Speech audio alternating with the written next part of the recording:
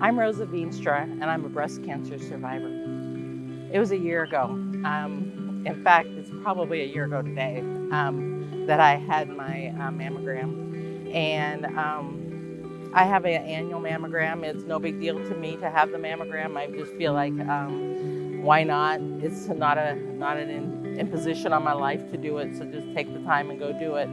And so I was very surprised when I got the phone call that there was a mass, and it was a very small mass. And the reality of it was it was way in the back side of my breast, and so there was no way that I would have ever felt it or been able to know that it was even there. So when they told me that I was going to have to come back for a biopsy, it was quite shocking.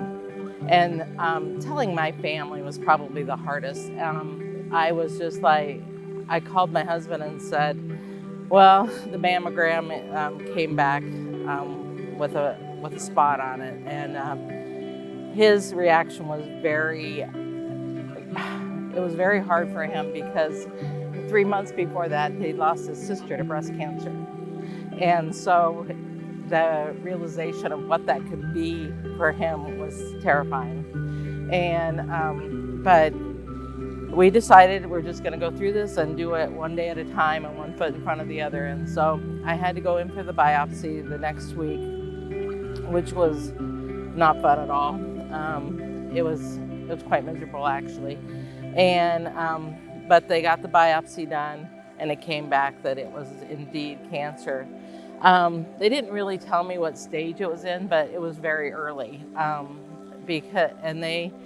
they told me multiple times it was because I had an annual mammogram that it was able to be caught like it was, and caught early. And so it was pretty non-invasive, but it needed to be taken care of.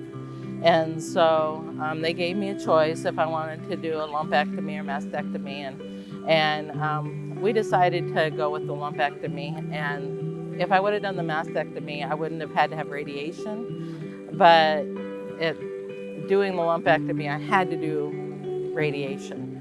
If I would have had the whole breast removed, I wouldn't have had to. But I chose to do the less invasive, in my opinion. That's everybody's decision. But so then I did the lumpectomy, and I had some healing time with that before they could do radiation. And with that healing time, I developed an infection. And so that set back my radiation a little bit more. And so it was just a really long, it felt like it stretched out. But I was able to start radiation then, I believe it was right after Thanksgiving. And I had to do 5 weeks every day of going to Des Moines and having my radiation treatments. And in that was a kind of a sweet experience, because, you go there and you come back, but I had a huge amount of people who wanted to help me. And so that was one way I could allow people to help me, to drive me to radiation. So I had taxi rides every single day, and meeting with friends and going for coffee afterwards and those kind of things. So that's a sweet memory for me, is the radiation, because radiation is in and out, and it's not such a big deal. They told me I was going to finish my radiation on January 2. And I'm like, no, I want to kick this thing to the curb in 2019. So they worked with me, and they came in on a Saturday so I could get it done on December 31. So I finished the whole cancer thing in 2019. So that was a relief. We had a party on January 1. So I said I should become a poster child for mammograms, because, like I said before, it was not a thing that was a thing.